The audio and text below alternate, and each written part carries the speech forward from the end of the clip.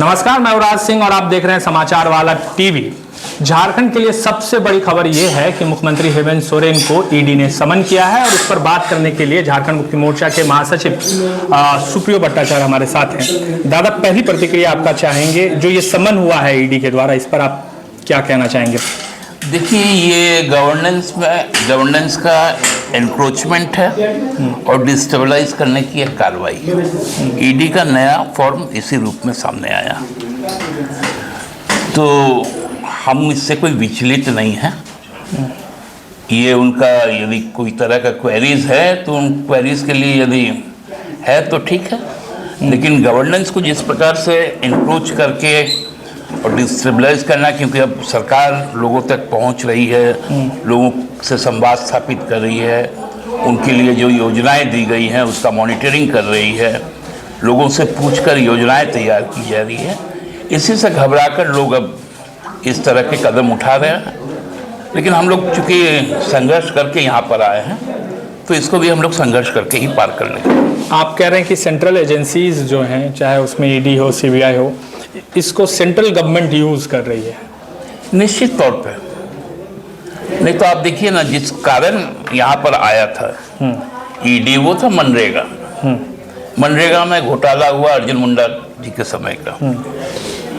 वो खूंटी में हुआ, चतरा में हुआ। अब उस पे आपका माइनिंग लिस्ट कहाँ से आ जाता है? अच्छा, इसी में सरयू राय ने सवाल किया है, उन्होंने ट्वीट किया था कि इस मामले की अगर ईडी को पूछताछ करनी है तो पिछली जो रघुवर दास की सरकार थी उस वक्त के कार्यकाल के दौरान भी बहुत कुछ हुआ है, उसकी भी जांच होनी चाहिए। उन्होंने कहा कि हालांकि इशारों में उन्होंने कहा कि RRR को भी ईडी को बुलाना चाहिए। तो आपको लगता है कि जब ईडी इस तरह से कर रही है, जिस मामले को लेकर जांच कर रही है, इस मामले में पिछली सरकार में भी बहुत कुछ हुआ है? पिछली सरकार में जो कुछ भी हुआ है उसको केंद्र सरकार बचाने का काम करेगी, ये हम लोगों को मालूम है। और इस सरकार को किस प्रकार, क्योंकि आप लोकतांत्रिक ढंग से या चुनाव के माध्यम से तो हटा सकते नहीं हैं, तो इसलिए जो जांच एजेंसियां हैं उनको सक्रिय करके लोगों को विचलित करने के लिए ये कार्रवाई हो रही है। तो अब आप लोग क्या करेंगे, क्योंकि आप तो सत्ता में भी हैं, आपकी सरकार है? हम कानून सम्मत कार्रवाई भी करेंगे और जो जनतांत्रिक अधिकार है उसके अधीन हम संघर्ष भी करेंगे। हाल के दिनों में जैसे ममता बनर्जी के जो भतीजे हैं अभिषेक बनर्जी, अभी हाल में ही तेजस्वी यादव को भी सीबीआई ने जो है सीबीआई को एक तरह से धमकी देने का आरोप लगाते हुए उनकी जमानत रद्द करने की बात कही थी। अब हेमंत सोरेन के ऊपर जो है ईडी का समन। तो ये जो तमाम लोग हैं ये गैर बीजेपी लोग हैं, यानी गैर बीजेपी शासित प्रदेशों के जो है एक तरह से जनप्रतिनिधि हैं या मुखिया हैं। आपको लगता है कि एक ट्रेंड सेट हो रहा है इंडिया के भीतर जिसमें कि गैर जो बीजेपी शासित प्रदेश हैं उसको डिस्टर्ब करने की कोशिश? ट्रेंड सेट नहीं हुआ, हो चुका है। ये ट्रेंड अब स्थापित हो चुका है। आप सरकार के लिए, चाहे आप कर्नाटका देखिए, गोवा देखिए, आप मध्य प्रदेश देखिए, आप राजस्थान को भी देख सकते हैं जहाँ सफल प्रयास हुआ, झारखंड में भी कई बार इस तरह के प्रयास हुए। तो अब ये ट्रेंड सेट नहीं है, ये ट्रेंड अब एस्टेब्लिश है कि एकमात्र भारतीय जनता पार्टी यदि चुनाव जीतकर आएगी तो सरकार बनाएगी, यदि चुनाव हार जाएगी तो सरकार जरूर बनाएगी।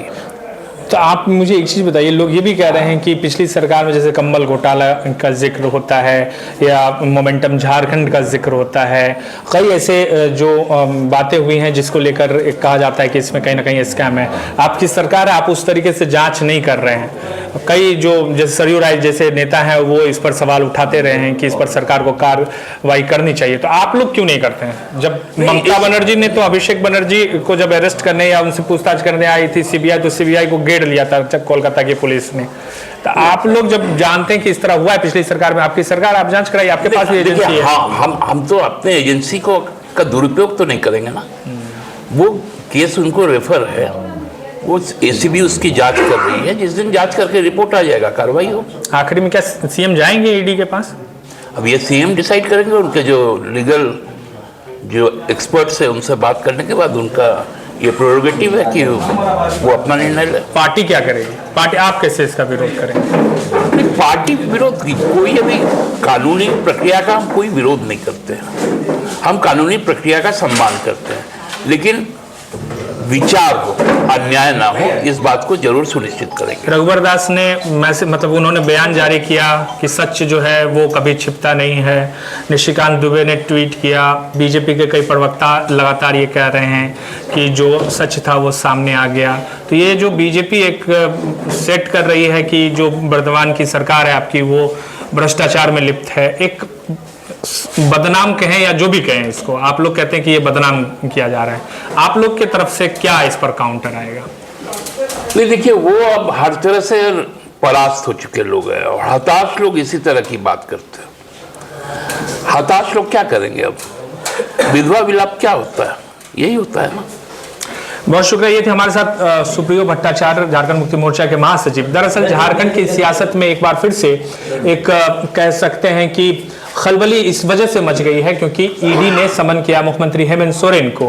अब इसको लेकर आगे क्या कुछ होगा वो तो बाद में देखेंगे, लेकिन फिलहाल ये है कि झारखंड मुक्ति मोर्चा ये कह रही है कि जो केंद्रीय एजेंसियां हैं उसको एक तरह से सेंट्रल गवर्नमेंट इस्तेमाल कर रही है। अभी से लेकर पूरा 15 नवंबर तक का कार्यक्रम घोषित कर दिया है, तो आपको क्या लगा, क्या ये हड़बड़ी में है? वो विशेष सत्र 1932 खतियान और ओबीसी आरक्षण के लिए। नहीं, देखिए, ये कोई हड़बड़ी का नहीं है, क्योंकि हमारा 15 नवंबर को एक राजकीय कार्यक्रम है। उसमें बहुत सारे निर्णय लिए जाने हैं, बहुत सारी चीज़ें की घोषणाएं की जानी है। उसके लिए कैबिनेट का भी सैंक्शन लेना पड़ता है, उसके लिए विधानसभा का भी सैंक्शन लेना पड़ता है। ये उसी के प्रक्रिया के तहत की गई है। ठीक है।